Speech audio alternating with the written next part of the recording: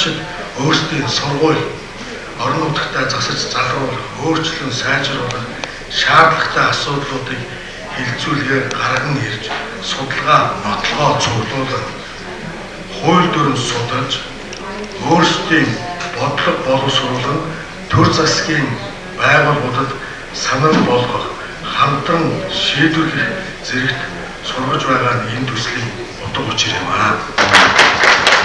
Бид Монгол хөтөлбөрийг 2016 оноос хэрэгжүүлж эхэлсэн. Тэгэхээр тэр шинэ залуу үе гэдэг бол хаана вэ? I would like to thank again CCE and World Learning for their commitment to the Lead Mongolia program. Mr. President, colleagues from the Ministry of Education, Culture, Science, Sports, distinguished guests, teachers and students, thank you for having me here this morning as your guest to celebrate this important occasion with you. Иргэн төслийн хүүхдүүдийн төвшүүлсэн саналаар гэж үндэслэл болж байгаа гэж бодож байна. Энэний дотор бол иргэн төсөл бол хамгийн үр дүнтэй. Энэ аян төсөл олон хүний хүчээр, олон хүний сэтгэлээр ингэж бүрдэж байгаа болохоор энэ бол амжилттай явсан. За та бүхэн бүгдээ их баярлалаа. Хүүхдүүдтэй амжилт хүсье.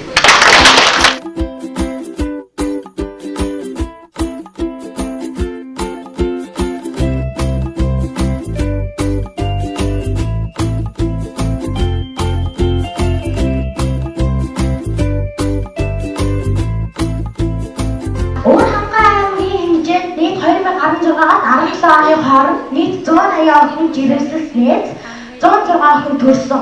Биднээс бодлооч цомог маань ямар нэгэн байдлаар хурд хачлах зүйл байхгүй. Ерөөс нь таатай орцсон бүрсэн. Сургуультай нөхөрч ерөөс нь өрөөтэй болох болно. Таны газруудаар явж бэршгээ эдэг махнаас дээд авах гэж байгаа. Энэ бол маш чухал асуудал. Том хүмүүст сонгосон зөв хийдэг байх хэрэгтэй. Манайс зөв 55 дэлгүүртэй. Тийм бүх дэлгүүрүүд нөгөө хэсэг хэсгээр явж зөвлөдөө тавьсан. Бидээс хаш хөгжтүүлээд энэ ажилтан заавал хүрээрээ. Эдгээр асуудлууд дундаас бид нар хичээлийн буцаагаар бүгд хөгжих орчин байхгүй нэ гэдэг асуулыг сонгож харсан.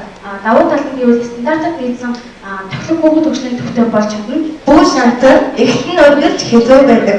Хүүхдийн хөгжлийн төлөө заа гэж хэлцгээе. Хууль дүрм гэдэг зүйлийг бол хизээд судалж байгаагүй.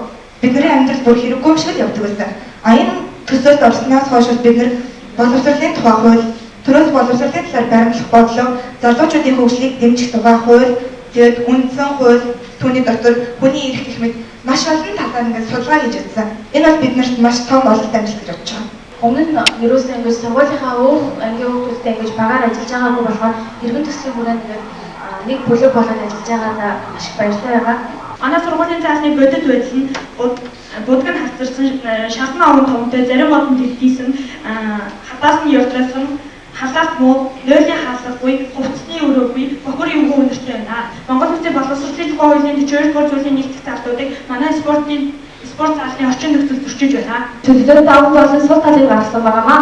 Өнцөг болон тааснаар иргэн бүр одоо бүрдэж байгаа болон санал болгосон бодлогыг харьцуулах сайжруулах ихтэй байдаг учраас манай болгоно хуулийн дагуу таштаагүй бодлого болж байгаамаа. За энэ асуудлыг шийдэхийн тулд бид сурагчдаас хэд хэдэн судалгаа авч амын ярилцлага хийж зураг бүгдүүлж бодит байдлаар өгсөн байгаа. Нийслэлийн мэргэжлийн ажлын газрын байдлаар шатны тул болон нийслэлийн боловсролын газрын мэргэжилтэн баяр багнаа нарт манай сургуулийн заалтай танилцж хүнлэжүүлэлт өгсөн байгаа. Уг хүнлэжүүлэлт нь манай сургуулийн заалыг ашиглах боломжгүй чанарын шаардлага хангахгүй тул хаах гэсэн дүгнэлт гаргана гэж одоо бидний мэдгдсэн байгаа. Сургуулийн зураг технологийн багшаар гаргаж заалын тооцоогийн боловсрол соёл урлагийн газрын эрүүл мэндийн мэргэжилтэн эрхэм төгстэй хамтарч гарсан байгаа. Хамгийн нэгдүгээр сургуулийн цайны газрын хоолны ам чанар хангалтгүй гэх болмоос нэгдүгээр асуудлыг сонгож ирсэн юм аа. Хамгийн түрүүнд бид судалгаа, хууль зүйн асуудлын шинжилэн боловсруулалтаа хийсэн. Онц ноцтой шаардлага хангахгүй гэдэг тийм үнэлгээ авсан гэсэн. Сайжруулж чадсан байгаад одоо таахан баяр хүргье. Бид нар Орхон аймгийн 13 дугаар сургуулийн тэмүүлэл клубын гишүүд байна. Мөн энэ асуудлаа олон илүү түгээхийн тулд Монголын радио телевизэд ярилцлага өгсөн бөгөөд зургийг нь та бүхэн эндээс харж болно. Хүүхд хамгааллын тухай хууль, хүүхд нь эрүүл аюулгүй орчин сурч боловсрох хэрэгтэй гэсэн хуулийн заалтуудад нийцэж байгаа учраас одоо үндсэн хууль хамгийн ээлтэй бодлогын хувьд хэмээн цаашдаа энэ бодлогын үйлрийг хэрэгжүүлэхээр ажиллаж байна. За бид энэ холбогдох бүрэн болов багийн засаг дарга сайн ихтгэл их хөлөө уулзаж асуудлаа хэлэн одоо дээшээ уламжилж өгнө гэж хүсэлтэй байгаа бидний хүслийг хүлээн авч нийт дээр одоо Баян Өндөр сумын засаг дарга ганц өгтгой уламжилж өгсөн. Орхон аймгийн 2019 оны аймгийн төсөв сургуулийн арт замын асуудлаа шийдвэхээр одоо төлөвлөд байгаа.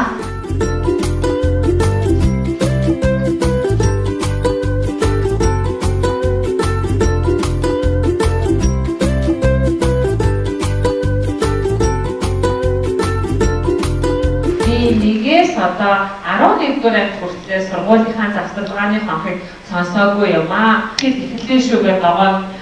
Энэ дуудлын цагаан болохоор ингээд дууттар гэдэг дуу маань хонх маань дуурдаг. Цаашдаа бид нар сургуультай ийм гэрэлтэй болохын тулд олон байгууллагатай уулзсан. Энэний нэг нь болохоор Дэлхийн банк Дэлхийн банк эднийх болохоор яасан гэхээр манай Камер жуулчид гэрэл болохоор 30,000 хүртэлх долларын санхүүжилт өгөхөөр шийдэгдээд өнөөдөр бүр техникийнхаа үзүүлэлтийг гаргаа явж байгаа. Энэ бол ганцхан манай сургуулийн асуудал ердөөсөө ч биш. За манай ангийн бодлого бол нийслэлийн иргэдийн төлөөлөгчдийн хуулиас шийдвэр гаргуулах. Жил болгон дахиад нэг асуудлыг барьж аваад хийгээд байгаа заяа. Хүүхдийн эрхийн тухай хууль нь хүүхэд сурч боловсрох, хөгжих, хамгаалалт дээр хэрэгтэй гэж заасан байдаг. Бидний санал болгож байгаа кафе дээр номын сан байгуулагдана ямар нэгэн сүмхийд эсвэл шигшин шигтэй ухуулах газар байгуулахгүй эдийн бүгд хөгжлийн орчин байгуулах учраас энэ үндсэн үйл зөвчөөгүй.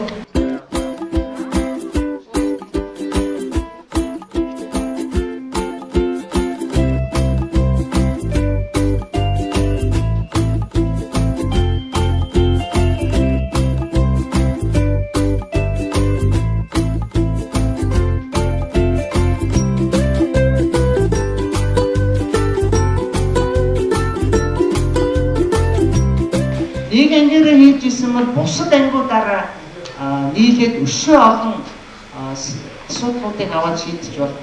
Тэгсэн тохиолдолд яах вэ? Хичнээн олон баг анги иргэн төсөл хэрэгжүүлв. Хичнээн олон асуудал шийдэгдэж явах нь биш.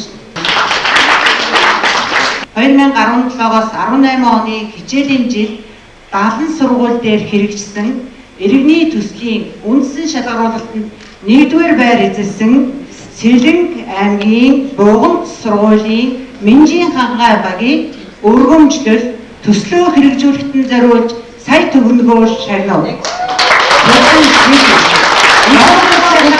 Хоёр нэмрээ оруулж буй мэдлэгтэй чадварлаг оролцоотой иргэн та бүхэнд амжилт хүсье. Өнөөдөр байна. Улаанбаатар хотын 29-р тусгай сургуулийн хөгжил дэвшлийн эхлэл багийг урьж байна.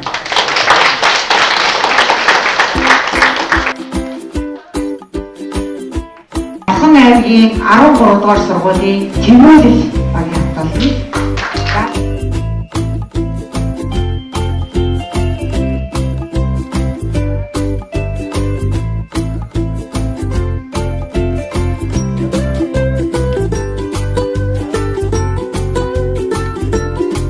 Улаанбаатар хотын 58 дугаар сургуулийн ирээдүйн мэдлэг багийн урьж байна.